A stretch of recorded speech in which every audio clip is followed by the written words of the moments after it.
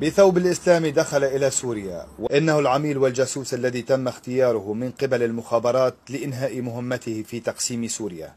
كشف تقرير ومعلومات مسربة من أجهزة المخابرات تؤكد أن أبو محمد الجولاني لم يولد في سوريا ولا يوجد له هوية حقيقية، وهو ليس سوريا الأصل، ليتحول المشهد بعد إدارة ترامب إلى الميول باتجاه المخطط التركي السعودي رحيل الأسد ودخول مجموعات إرهابية متشددة للحكم في سوريا.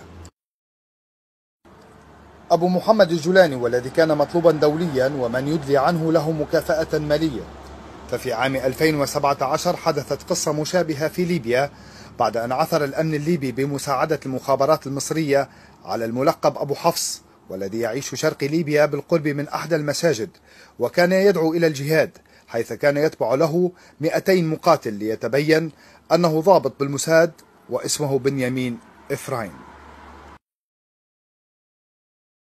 حصل قبل ساعات من قصف إسرائيل لقصر الجولاني ما حدا بيصدقه. خلونا نشوف. هناك مكالمة بين الجولاني وضابط من داخل إسرائيل.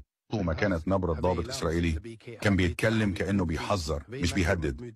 أبو محمد، لا وقت، اسحب رجالك من السوداوية الآن، القصف سيبدأ خلال ساعات. الهدف وزارة الدفاع في المزة ومبنى الأركان في ساحة الأمويين.